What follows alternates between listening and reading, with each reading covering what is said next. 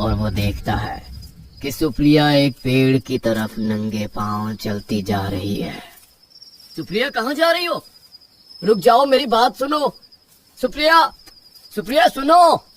गौरव अपनी खिड़की से कूदकर जल्दी से सुप्रिया के पीछे जाता है और जैसे ही वो सुप्रिया के पास पहुंचकर उसके कंधे पर हाथ रखता है तो सुप्रिया उसे पलट कर देखती है। मगर सुप्रिया को देखकर डर के मारे गौरव के पसीने छूट जाते हैं, क्योंकि सुप्रिया का चेहरा बेहद भयानक हो चुका था। आंखों की पुतलियां जैसे एक जगह जम गई थी और चेहरे पर एक अजीब सी शैतानी हंसी छाई हुई थी। क्या हो गया तुम्हें? तुम्हारी आंखें, और तुम इस तरह से हंस क्यों रही हो? और तुम इतनी रात को यहाँ पर क्या कर रही हो? चलो मेरे साथ वापस घर पर। तुम जानती हो ना अंकल आंटी ने हमें क्या कहा था? बच नहीं पाओगे, शिकार तो तुम बनोगे मेरा। जिंदा नहीं छोड़ूंगी इसे। इस गांव में कोई भी नई नवेली दुल्हन होली नहीं मना सकती, क्योंकि अगर वो होली मनाएगी तो सिर्फ खून की होली मनाएगी।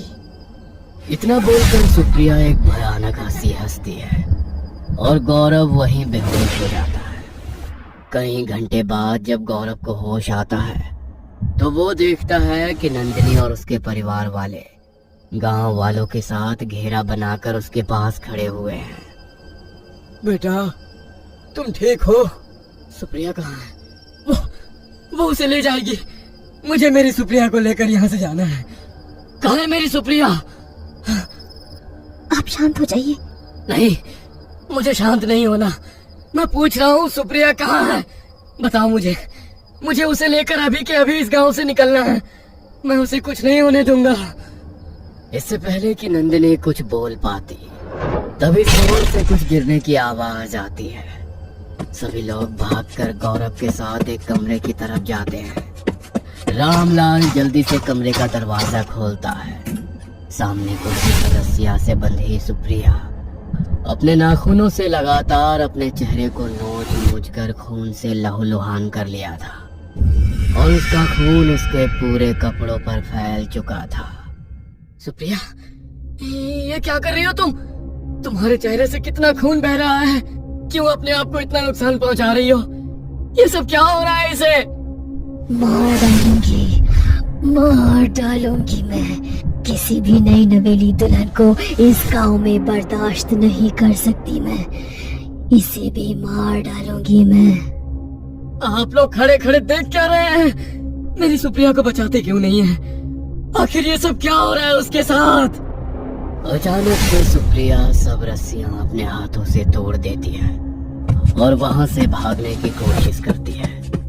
मगर इससे पहले कि गौरव या कोई आगे बढ़कर सुप्रिया को पकड़ पाते, सुप्रिया अपने हाथों को पीछे की तरफ दीवार से लगातार पैरों को मारकर दीवार पर उल्टा चढ़ना शुरू कर देती है। अपनी आंखों के सामने ये भयानक दृश्य देखकर सब लोग अपने कदमों को पीछे ले लेते हैं। मेरी सहेली को छोड़ दो, वो यहाँ से चली जाएगी। भगवान के लिए उसकी जान बख्श दो। उसको नहीं पता था कि इस गांव में होली का क्या रहस्य है। उसे जाने दो, उसे छोड़ दो। कोई नहीं बचेगा। जो खुशी मुझे नहीं मिली वो किसी और को भी नहीं मिलेगी।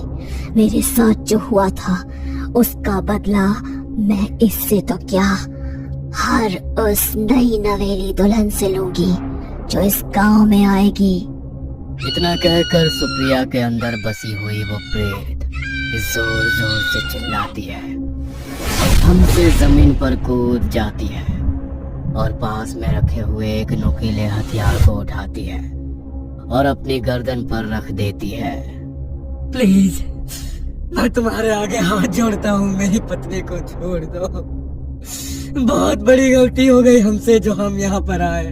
माफ कर दो हमें। मेरी पत्नी को कुछ मत करो।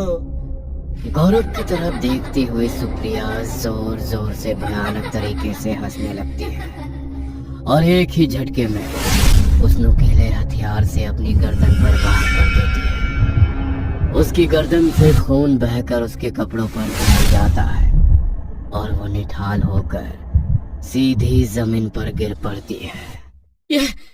ये क्या किया तुमने? मेरी सुप्रिया मुझे छोड़कर चली गई। ये सब कुछ क्या हो गया मेरी सुप्रिया के साथ? सुप्रिया संभालिए खुद को प्लीज। मैंने आपसे कहा था ना कि आपको यहाँ से चले जाना चाहिए। ये पहले भी बहुत सी नई नवेली दुल्हनों की जान ले चुकी है और इस बार इसने हमारी सुप्रिया। पर ये सब कुछ क्या हो रहा है? आखिर क्या वजह है कि कोई भी नई नवेली दुल्हन इस गांव में होली नहीं मना सकती है?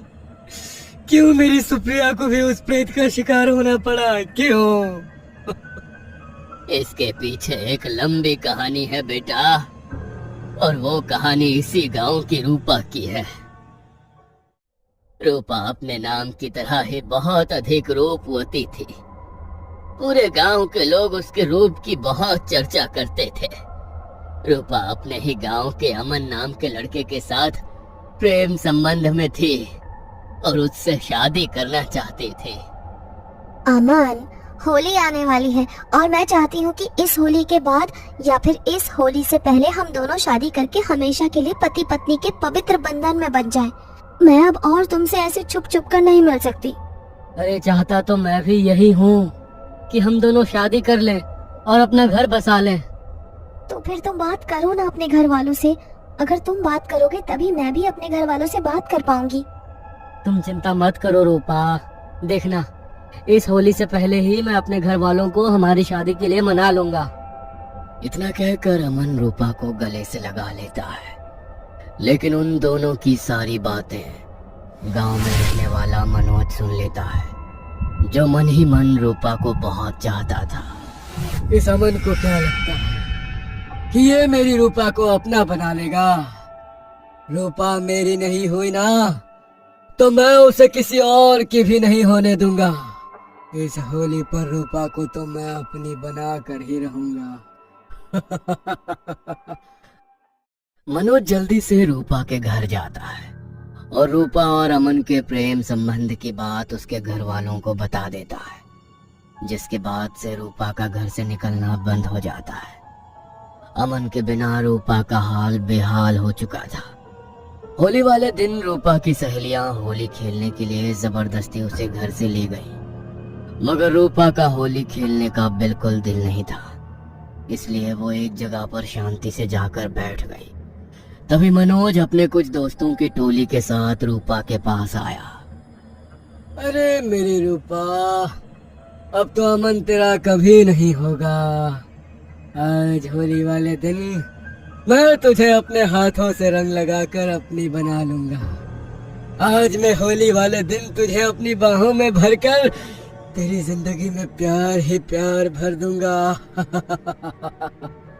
मनोज की बातें सुनकर रूपा का दिल खौल जाता है और वो उसके चेहरे पर एक जोरदार चिंता जड़ देती है। दूर रहो मुझसे, मैं सिर्फ अपने अमन की हूँ। उसके अलावा और किसी का होने से पहले मैं मरना पसंद करूंगी। दोबारा मेरे पास मत आना, वरना तुम्हारे लिए ठीक नहीं होगा। तू खुद को समझती क्या है?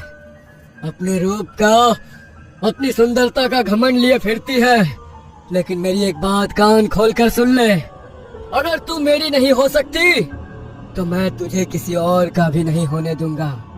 और तूने जो मुझे ये थप्पड़ मारा है ना, इसका बदला तो मैं तुझसे लेकर रहूंगा।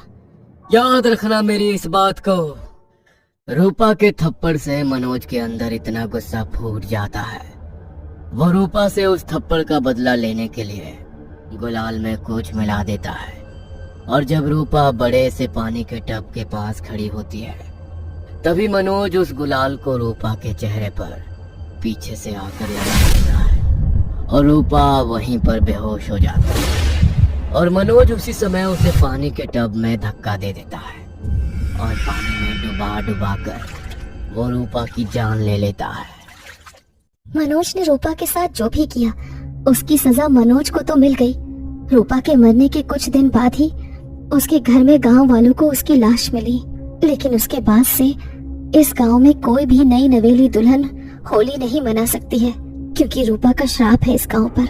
वो अपनी अधूरी इच्छा के साथ इस दुनिया से गई और वो भी अपनी मर्जी से नहीं बल्कि मनोज के हाथों से। मैं मानता हूँ कि रूपा के साथ जो भी हुआ वो बहुत गलत हुआ, लेकिन आप लोग अपने गांव को उस श्राप से मुक्त क्यों नहीं करवाते? ऐसे तो ना जाने कितनी नई नवेली दुल्हनों को उसकी वजह से अपनी जान गंवानी पड़ेगी। मेरी सुप्रिया, हम तुम्हारा दुख समझ रहे हैं बेटा। हमने पता नहीं कितने पंडितों और साधुओं से अपने गांव को ठीक करवाने की कोशिश की, लेकिन रूपा की प्रेत आत्मा इतनी शक्तिशाली है कि अब उसे कोई भी काबू नहीं कर सकता।